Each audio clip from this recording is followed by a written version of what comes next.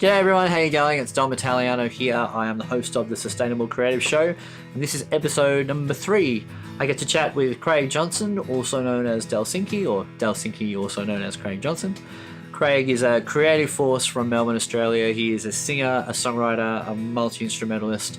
He always does really awesome, interesting things with his music videos and his live shows, and I really wanted to ask Craig about basically how he manages to do it all and be a parent and a partner. One of the things he suggested is maybe don't compare yourself so much to others. So that's a pretty good piece of advice.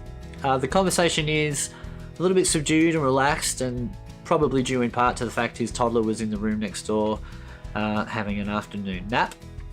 But we do get to reflect upon things like the creative process of songwriting, working by yourself or with a band, sustainable touring practices, and some really good tips if you're interested in being a touring musician. I certainly got a few good tips out of it.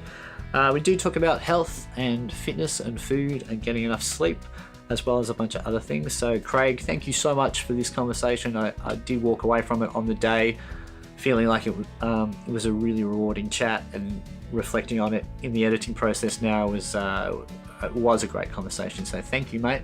After you've listened to this show, please take some time to check out Craig's music. Look up Delsinki online. The new album is really interesting, lots of great vocal stuff and really interesting collaborations on there, so I know you will like that.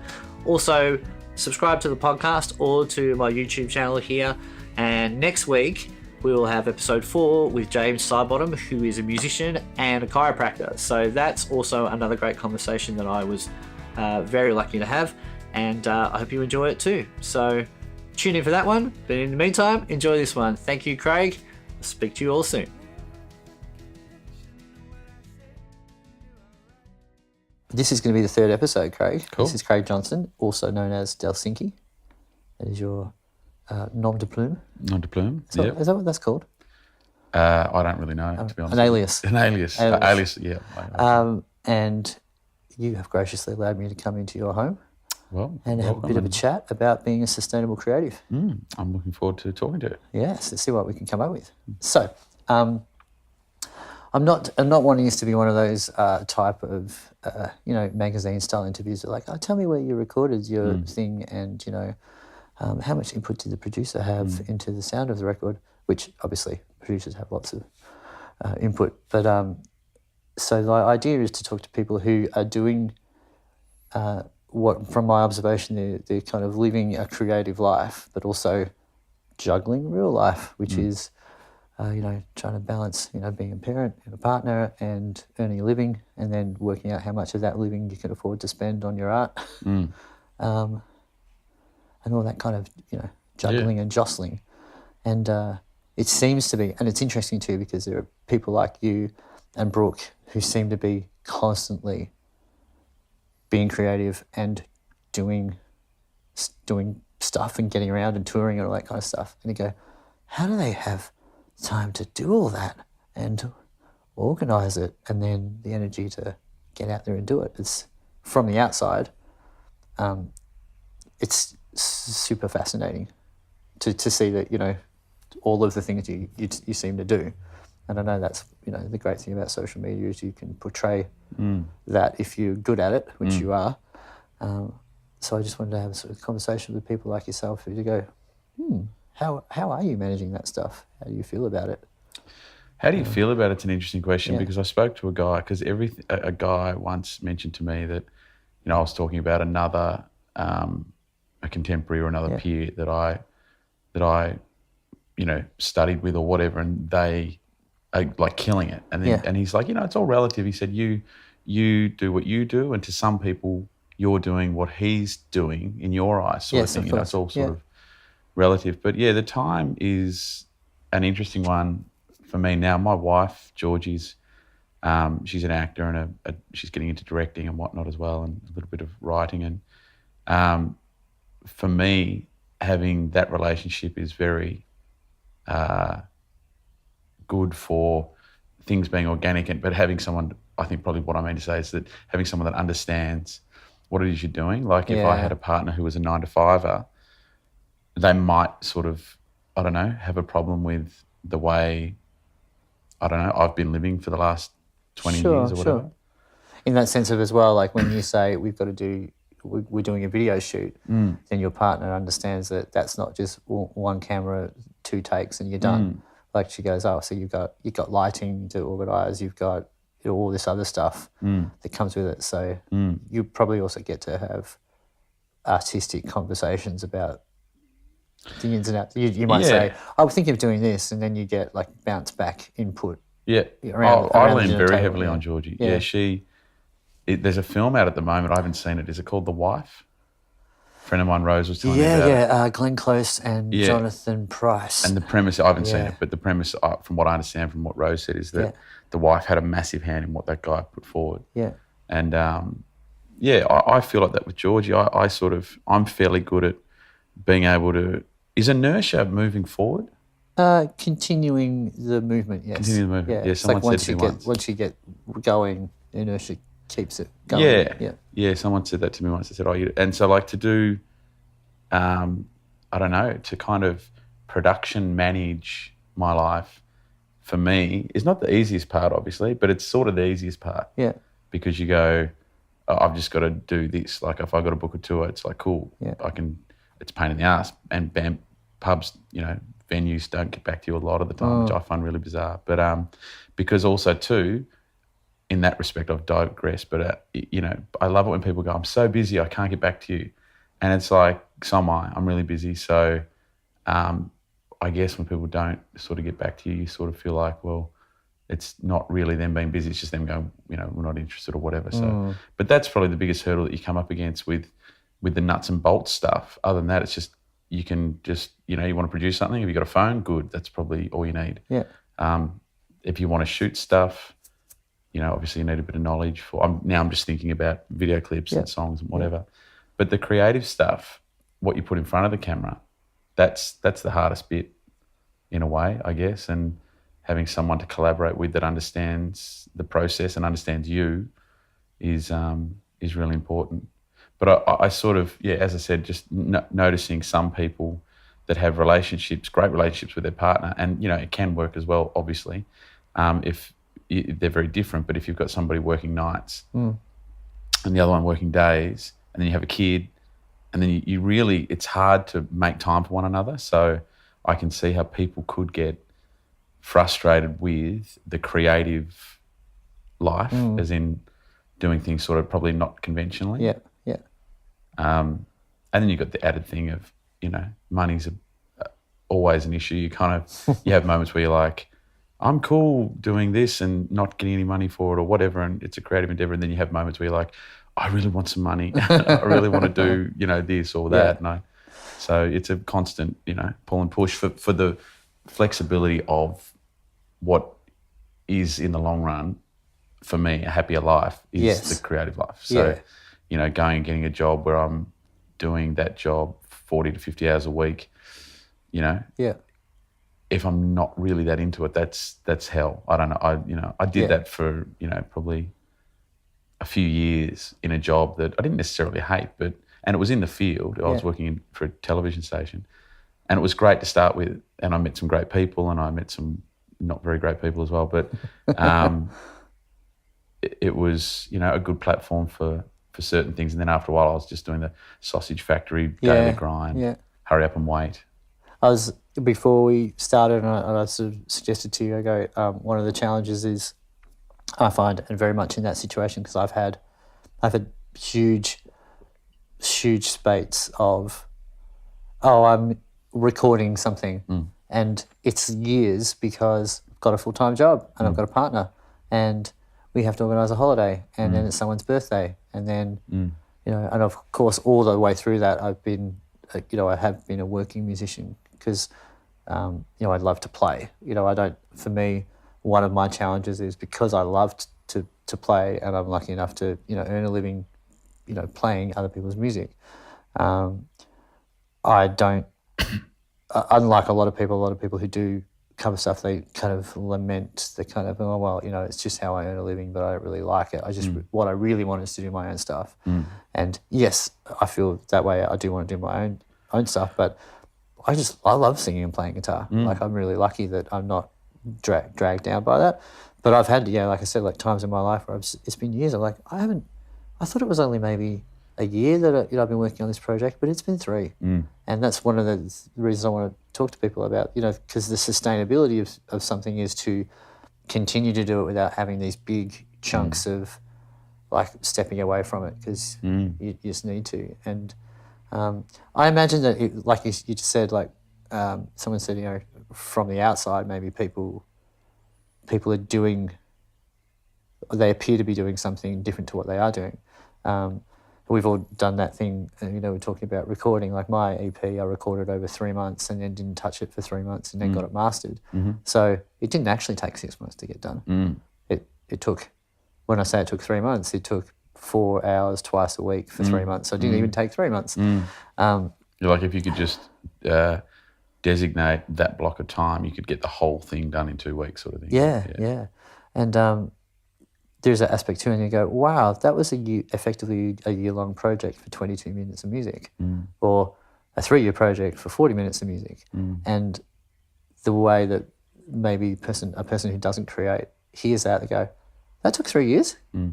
Like, it's not a lot. And you go, oh, it does take a lot to go. So even when you're speaking about Georgia and how you've got that kind of collaboration and support, there's a person that understands the kind of the deeper level of what it takes to get something done. So when you say, well, I've got to go for a rehearsal, it's like, didn't you have rehearsal last week? She doesn't say that because she understands that you have to rehearse more than once to get a gig up and going.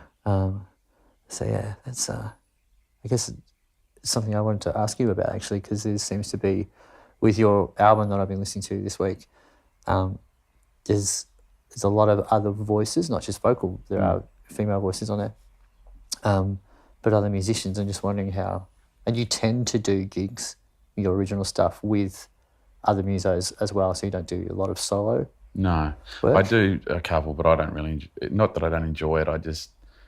Like for the album, for argument's sake, there's so much on there, so many musicians on there, and whatnot to it, that when I play it on its own, and that could be a lack of belief in the songwriting, which is, I think, could be in the eye of the beholder. Okay, yeah. You can go and play a song, and I can have sometimes people come up and go, oh, that was amazing, and I'm like, oh wow, cool. I'm glad that connected. And then other times you kind of getting no interest, and you're like, cool, it's cool. These people aren't into what it is. Is it because you know what the album version is, and you go, no, that's what I mean. Is in without because a good song is a good song. Like if you play, for argument's sake, I'm trying to think, Bruce Springsteen's "I'm on Fire." Yeah.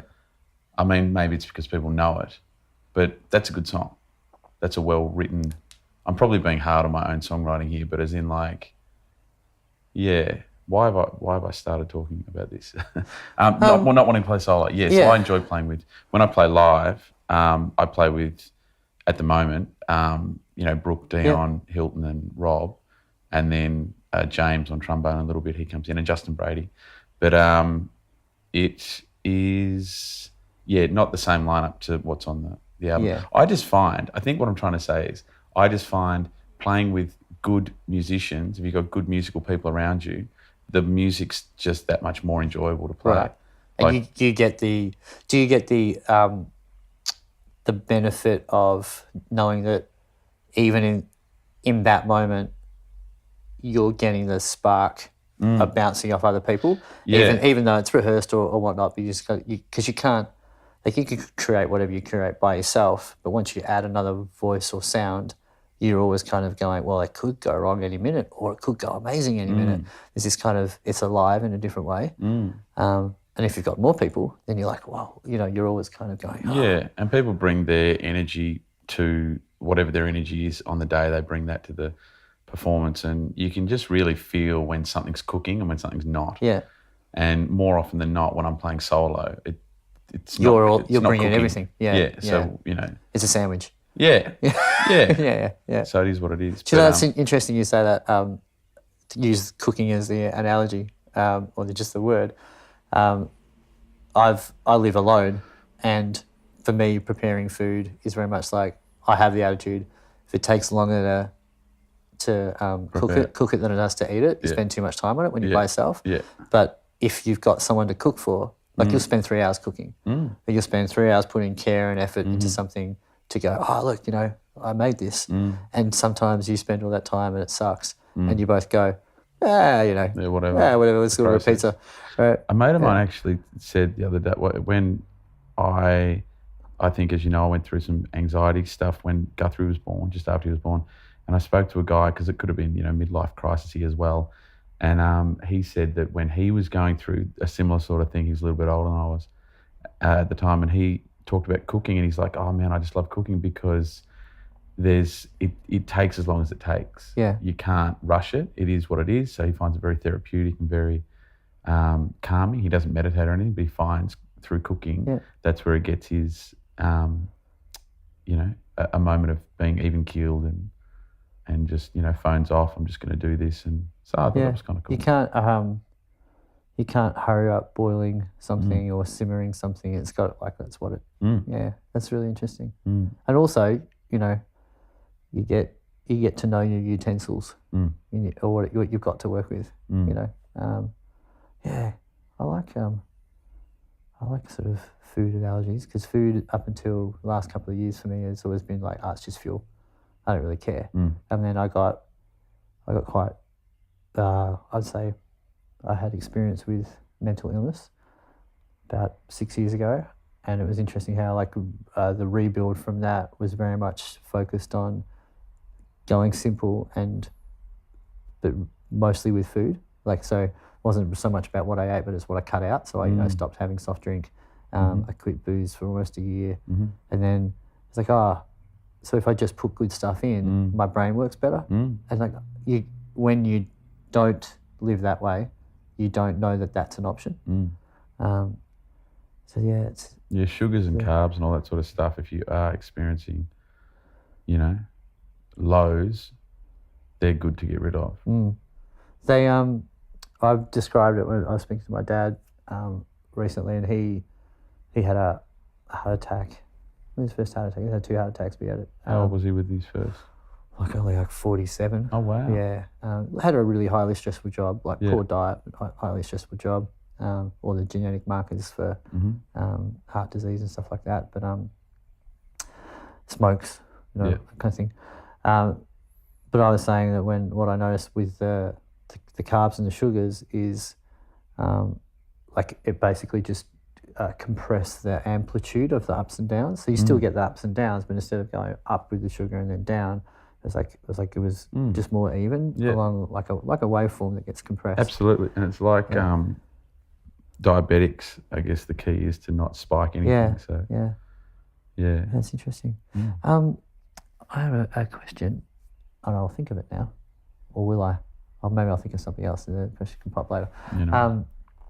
So with your, so it seems to me like, you know, even just in this conversation, I've observed it outside, but, you know, you're saying that collaborations tends to be something that you really pursue, you know, whether it's from, you know, with your partner or the other musos that you work with.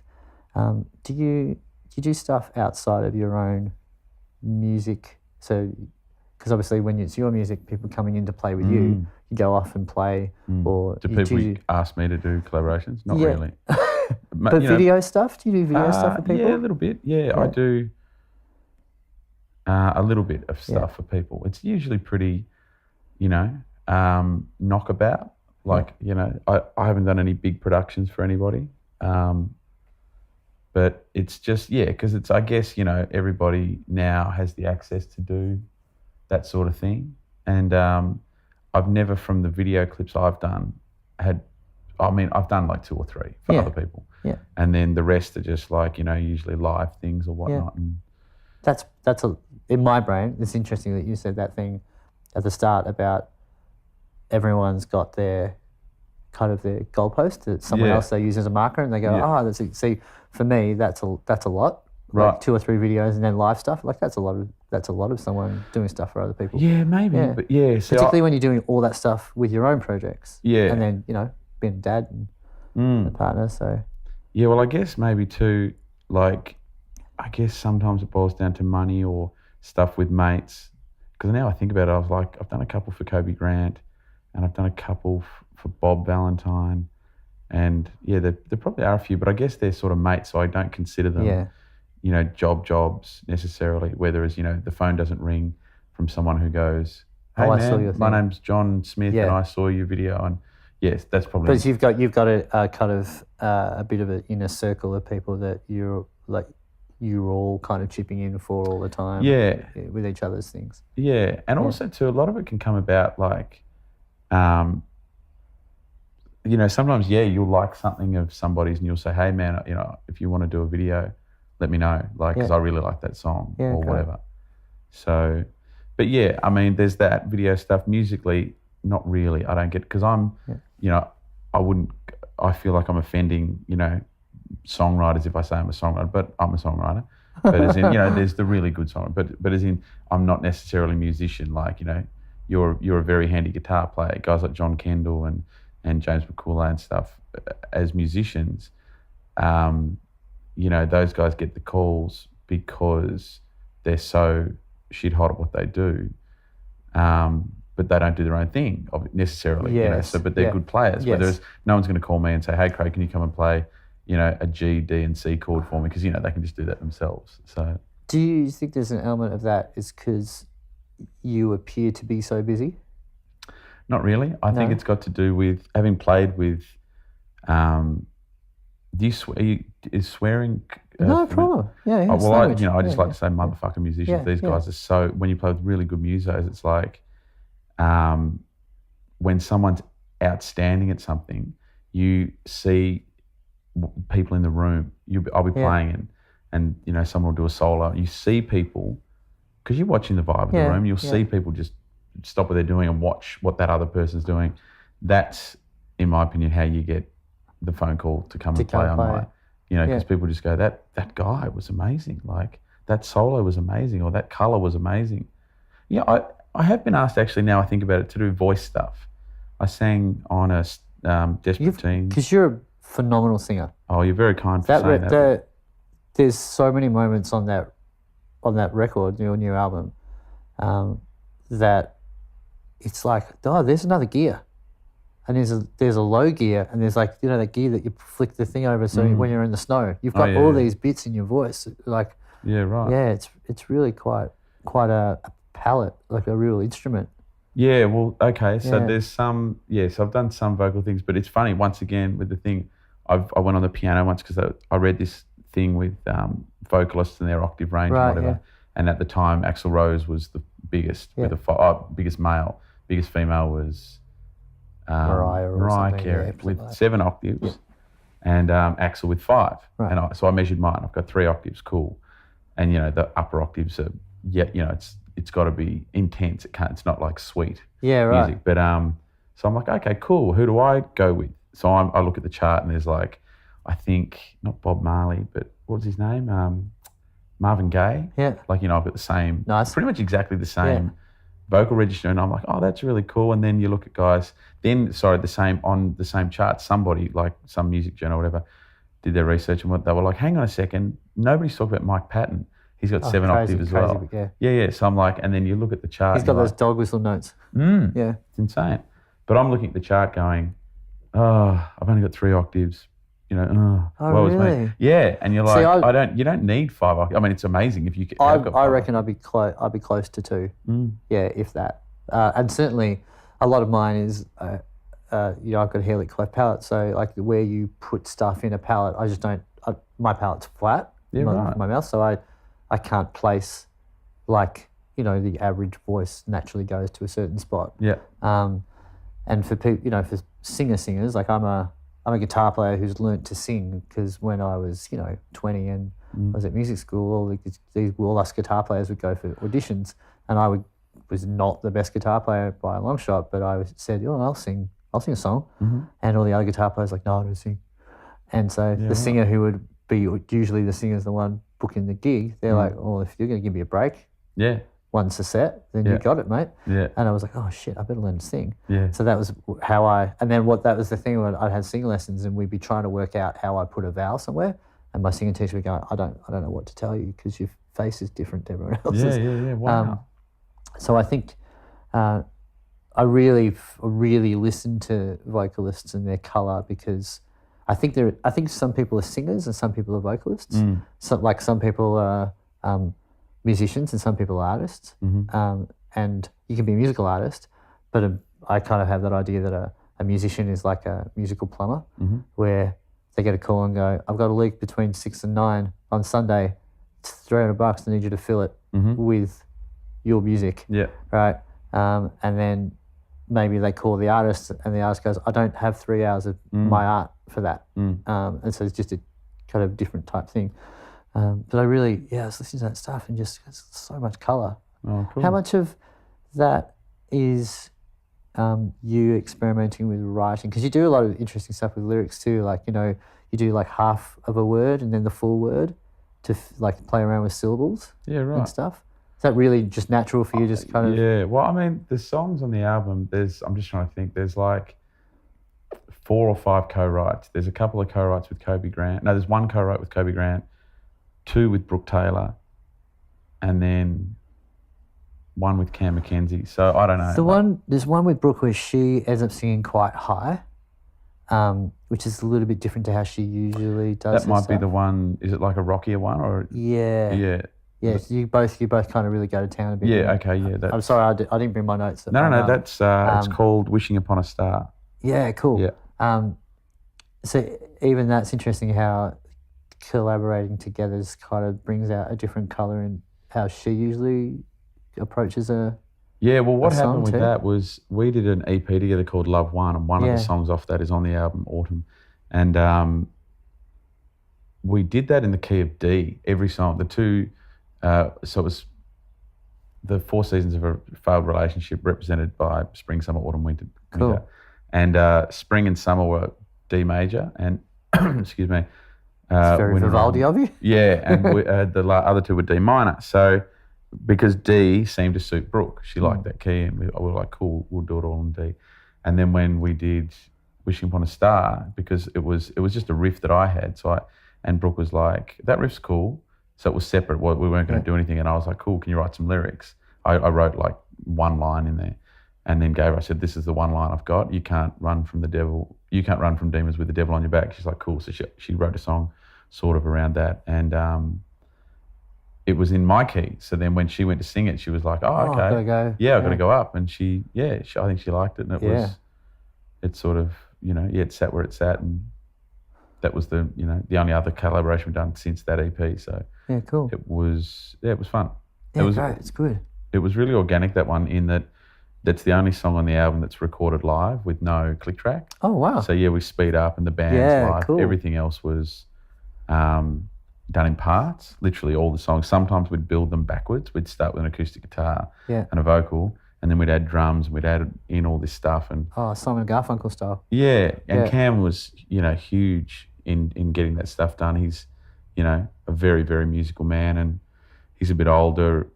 He approaches stuff with that, maturity of, having been around lots of different music. His mum was a classical viola, maybe a violinist. I can't remember which one it is. And he plays the cello, and it was really, musically I leaned on him very heavily, getting that, all those songs put together, and it was good. Question about touring. I have not, I've not done any original music touring. Well, certainly not comparatively. Do you do all the contacting and the booking and stuff like that? And I would, once again, to people who actually tour, they'd laugh at the tours I do. Like, I'm doing a tour at the moment. It's 6 dates through August and 1 in September, and it's literally all Saturdays, 1 Thursday. Yeah. So I'm like, next gig on the tour, I did Castlemaine. It's like on a Saturday. Then it's like, next gig on the tour is in St Kilda. So I come home and then I go back out tour. It's very much how to tour Australia sustainably though, isn't it? Well, that's sort of it. Yeah. And I sort of feel that there'd be musicians out there that would see my tour poster and kind of laugh and go, dude, come on. Like, a tour is where you jump in the van and you play for a month and you do, 20 or 30 venues over a month. Well, that's how I sort of feel about it, and being someone that has a 2-year-old now and has to pay the rent and whatnot, because tours can be I mean, we did a gig. The first gig we did for the tour was at Saints and Sailors. It went really well. We made some money. And then the next gig was in Castlemaine. It went really well, but it was a fixed fee. Yeah. So it wasn't really a great money spinner. And, you've got to sort of juggle that and balance that for the end result of playing to a room full of good people, which Castlemaine was. It was a fantastic crowd. And, you might take a hit money-wise, but you can grow the band to that new audience. Yeah. So you want that. You don't want to neglect that gig because, and this sounds really dumb, but I'll say it anyway. After that gig, we got a couple of YouTube comments and a few likes and whatever, and you kind of go, cool, that's people have gone home and looked, cared about it. Yeah, so it's sort of like the experience. Yeah, so for that you go, that's worth it. That's people join the mailing list. I had a few, and then it's sort of, you're like, great, cool. So then next time we go back there, we might be able to put a ticketed event together. It's sort of, I don't know, it's a process, but it's kind of a fun process as well too. But having said that, going back and forth, because then you can come back, do a few gigs down here playing Tom Waits and Johnny Cash covers, and pay the rent and put food on the table for the family. And it's so, I mean, like that, even the subject of this this sort of show, podcasting, sustainable creative, and I mean, even that is such a great tip for someone who's going, oh, I would like to do some gigs in some places that I haven't played before. And then you go, oh, but doing a tour, taking a month out, doing a tour, that's like, just seems like an impossible task. And then you go, oh, you don't have to do that. You can just take one day a week out of your normal schedule, right? So sacrifice that, maybe not even sacrifice, but just add a different experience. And I mean, sometimes it's hard to see past your own expectation of something. So like my idea of a tour is a tour. Like exactly as you said, like get in a van and that's it, 20 dates in 20 days and blah, blah, blah. And then, come back with, a cold and, need 2 weeks off. Yeah. So then you cop a hit there as well. Totally. $50 in your back pocket. No way. Yeah, interesting. And so with that in mind, do you have an experience?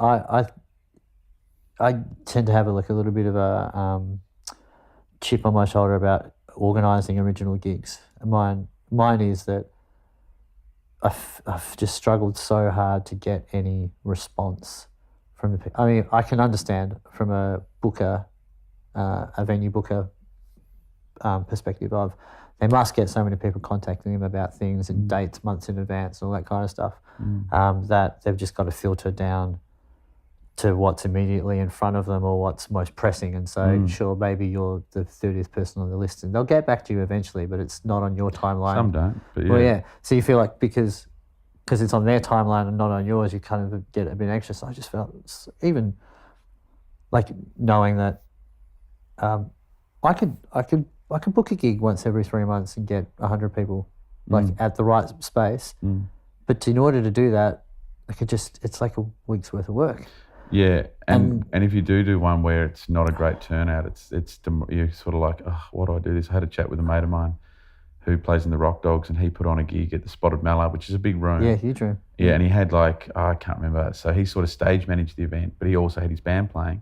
So very stressful. Yeah. And, they had an okay turnout. Well, I can't remember what it was, but it was, like I said, it's a big room. So you kind of want, 300 people in that room to make it feel good. It feels like it's our Swearingen's, joint in Deadwood. It's like, the huge roof and it's beautiful venue. Yeah, it's a cool venue. Yeah, I saw Jack Cuddy there a few weeks ago. Yeah, right. 2 months ago now. Yeah, he's amazing. Yeah, so he came away from that gig really bummed. He was like, oh, why am I doing this? And it was just like, it's like a bad golf game. You have one of those and you get one good shot. You go, it was a great hole. Yeah, but it's, like I said, I have moments with band bookers where I'm just like, oh, for goodness sake. But I find that obviously the key for people who may be wanting to book a tour or whatever, the key is obviously finding a venue that's the right size. I started out going, oh, I want to book this venue because it's amazing. And then, I can't pull the crowd. So it's like you're embarrassing yourself by contacting these people. Don't do that. Yeah. So there's that, but also too, even just recently with this tour that I put together that I'm doing now, I'm booking the next one 6 months in advance, and the response is much better. Yeah, so you contact the venue and you're like, there's a sweet spot of timing. There is. For their So planning. you go February, and then they're like, yeah, man, February's open. Cool, we can do something. And then, because a lot of the time you'll go 3 months out. You'll go, it'll be June, and you go, I want to do something in September. They're like, oh, we're full. We're booked, yeah. And you sort of think to yourself, are you? And then after, obviously now I'm like, yeah, they are. They're booked. Yeah. They're booking stuff a long way out. And I think that it is just that thing of like, the way I get stuff done in general is to go, which can be, I can see why people would not think this is the right way to do it, but I just go, cool, pick a date. Let's just pick a date, put it in the calendar, and just get it done. So I think if you want to do a tour, you just get a whiteboard out and you go, it's what are we now? August in 2018. You go, great. I think a good time to do it would be March or April in 2019. Yeah. Write down 20 venues that you like the look of. Get the email addresses, work it out. Do your research with where other people are playing who are sort of your level, and then start the arduous task of contacting venues. And this is the other thing too. Like I did it. One of the gigs at the tour took ages to get a response from the people at the bar, and once I got the response, then it was hard to we'd locked something in, but it was hard to get onto them again just to sort stuff out. And then so I was a bit worried about the gig. Got to the gig. Killer room, killer people, the people that I'd been dealing with on the internet, on the email that were pretty, lackluster. Yeah. Once we'd done the gig, they were so amazing on the night. They were so helpful. They were awesome people. They just, I think it's just something that's on the back burner for them with getting back to people. And now it's like you've got that relationship with them. Now it's like you send an email, bang, it's answered. It's just interesting that you say that, because that sounds to me a little bit like me living in cover band world, where occasionally someone booked me for a gig, like say it's a duo gig. They go, will you come play with me? Yep, no worries. And then they start sending through, here's my song list, here's my set list. I built a set list for this kind of vibe, and maybe for this vibe we'll do this set list. And for me, I'd never do a set list. Hundreds of songs, I rock up to the venue and I pretty much go, what's the vibe? What do you want? Have you got a request? And then you kind of go, right. I'm working off that We now. play to the room. Yeah. And then other people who, so that sounds like that's what those people are like at the venue. They're like going, just show up, it'll be fine. Yeah. Like we do this every day of the week. We run a venue. We know Yeah. what we're doing. You know what you're doing. I don't have to sit and email you 50 times. Yeah. Whereas, sometimes you have to coax people through the communication process, because you've been places before where they're poor communicators and you get there and nothing's there. Yeah, nothing's there. Or worse still, they've double booked it. Yeah. Like that's, oh God, that's the worst. Yeah. One thing so this is the third conversation I had yesterday. I spoke to a friend of mine, Ezekiel Ox, who's the singer in Mammal. Yeah. If you know Mammal. Yeah, I know. I've met him briefly with the Rock Dogs. He he umpired, of course. Yeah. Yeah, he's loose, man. He gets crazy. He's got so much energy. Yeah. Yeah. He was a lot man. of fun. And the first conversation I had was with my friend Laura, who is an osteopath in Torquay. Yeah.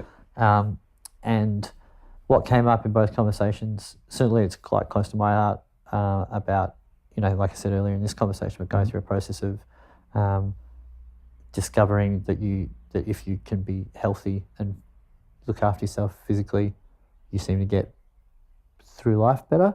Seems like an obvious thing to say, but if you're in a hole, you don't know you don't know you're in a hole. Yeah. So I'm just wondering with you, I think we've spoken in the past about meditation, and you're pretty physical. You're the Rock Dogs. You physically active, play football and stuff like that. What's your perspective on, like I said, physical health, food? It's sort of like what you were saying too. I mean, food I've been pretty bad with up until recently, and haven't really felt the need to be more strict. But probably in saying that, Georgie, we've been together for 11 years now, so my diet probably has been much better just by default, because she eats, really well. So without me knowing, as in, back in the day, I'd live on conscious effort on your I'd live part, on fried chicken and Sure. Yeah. But when my son Guthrie was born, I put out a song and I put out a little blurb so people, may have heard, read what I wrote or whatever. And I just talked about, I was exhausted. I kept living, he was 4 months old and I was living exactly the same way, doing gigs 5 nights a week. I still was fit. I was very fit doing, Olympic lifting and CrossFit is what it's called. But I try to avoid using that word sometimes because people, it has got a stigma with it sometimes. But, no sleep because you'd come home from gigs and when he was really little, there'd be 2 feeds. So George would do one and then I'd get home from a gig and I'd do the next and he'd be up at 6 or whatever. And so you'd get 3 hours sleep and then I couldn't wind down. I couldn't, before he was born, I could just have a nap before a gig or whatever and I'd be fine, half an hour nap. And then after that, I found it, once he was born, I found it hard to slow down and just take a breath. And it wound up with, 4 or 5 months in Tassie, we went home for Christmas and I just basically hit a wall. And it was the first time I'd ever experienced any sort of mental health. In the few weeks lead up, I couldn't take a deep breath. I felt like I needed to yawn. Yeah. And I couldn't finish a breath. I didn't know what it was. Wow. And then when I was doing the Olympic lifting, especially, which I found out later, that was really giving me really bad anxiety for about 24 to 48 hours. And then just the actual physical stress of I was lifting quite heavy weights, and apparently overhead's the worst thing you can do if you're experiencing anxiety. And in the end, I had a middle ear thing happen as well too, which was all part of it, where I basically just was spinning out of control at a gig, and I hadn't had any alcohol or anything, and I had to call an ambulance. I was just vomiting and I couldn't stand up, and when I got there, the Ambo, it had actually happened to him as well. He said, sometimes with a calcium might get caught in your middle ear and it's like you're on a G-whizzer. Wow. Yeah, it was like that for 45 minutes. Hence, after about half an hour, I just started vomiting because you're like, you can't. So it was full on. So then, and then that was like a couple of weeks before Christmas, and then at Christmas I just hit a wall, and then in the end, basically for me to get back on track, it just was. I basically stopped exercising. I kept doing really, really light, moderate, really light, a few push-ups, sit-ups, a little bit of running, but I stopped doing anything heavy. Intense. Yeah, anything intense. I ate really well. I cut right back on alcohol, and then, my sleep started to get better. I started meditating. I was meditating, a couple of times a day, even if it were only for 20 minutes or whatever. I started that in 2013. Yeah.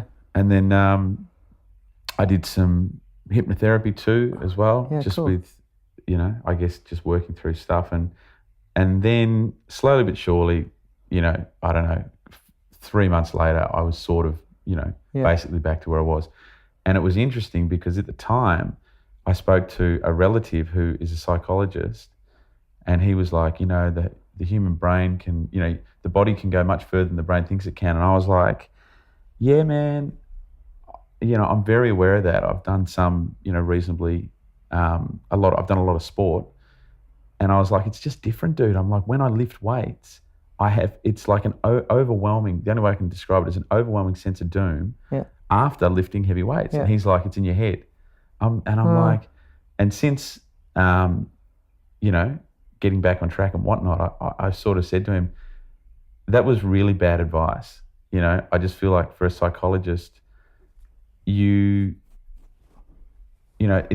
different for all people. Of course, with some anxiety and depression, of course, fresh air and exercise, of course, it's a great thing. But when you're exhausted, and I've read some literature on it, I can't quote it, whatever, but that they say that anything anxiety related, heavy weights is not a good thing to do, and anything overhead with heavy weights is actually the worst thing you can do.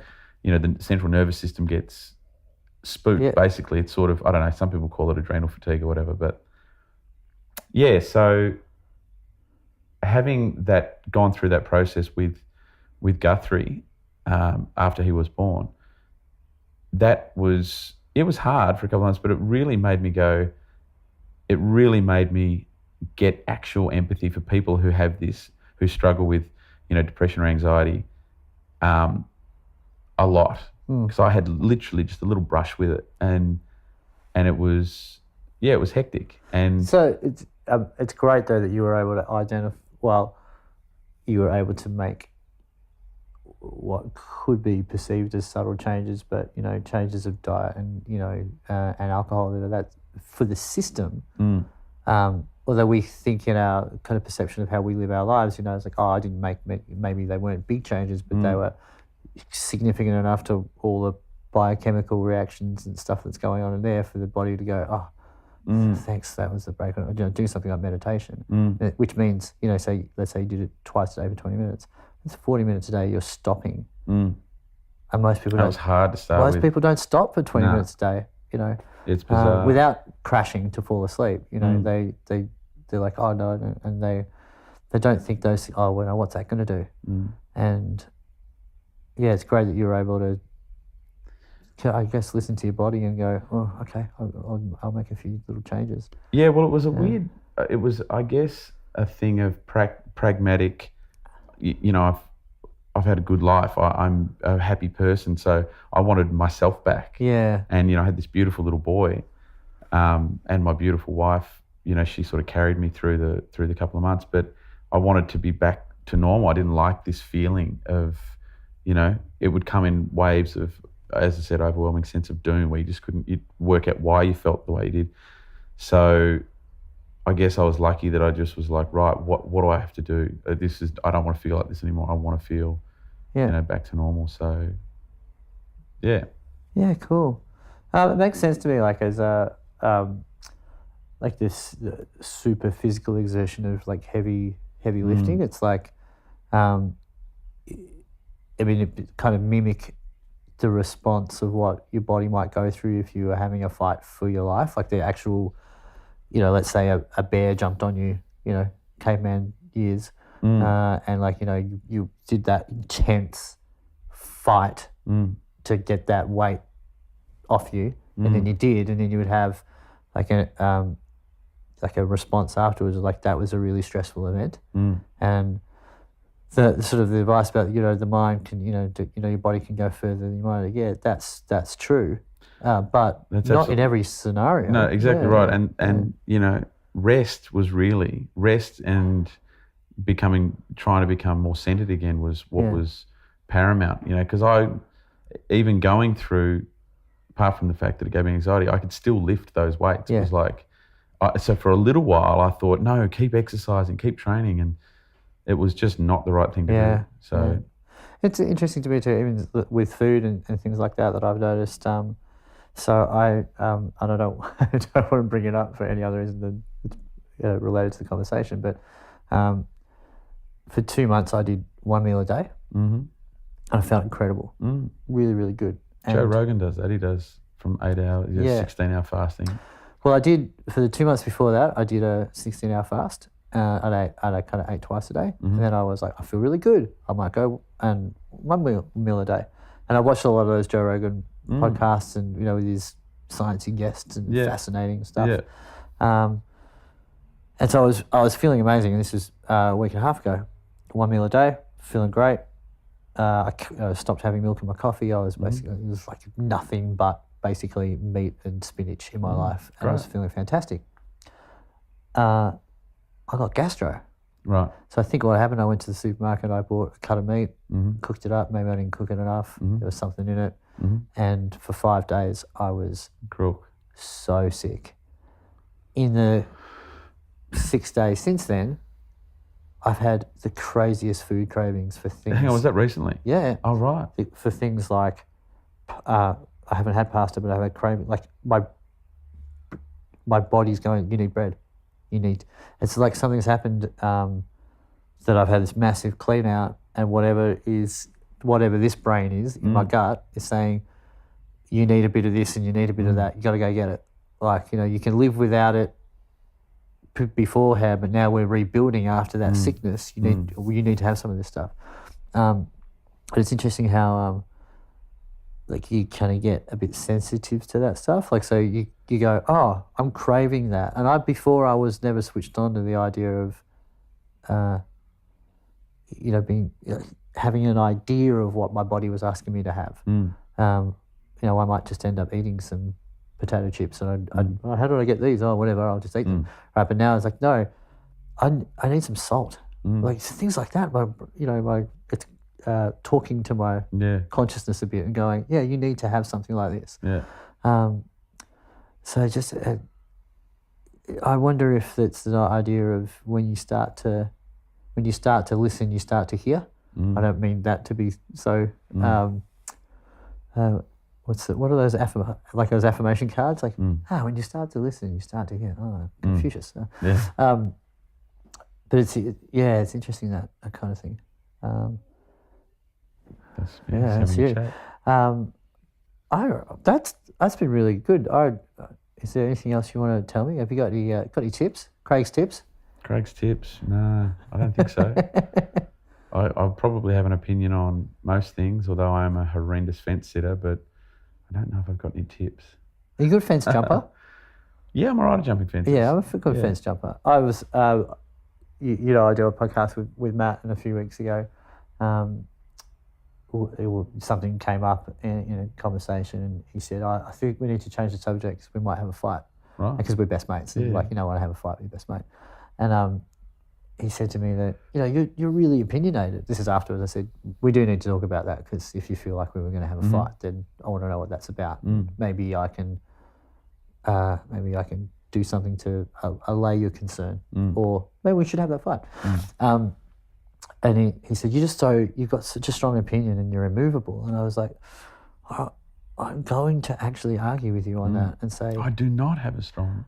Well, what I said is like, I feel like, yes, I have strong opinions, but they're never, ever set in stone. Like, I am 100% open to any additional piece of information, and I will change what I think about something whenever I hear something new. In the moment, you might ask me something and I will go, this is my strong opinion about it.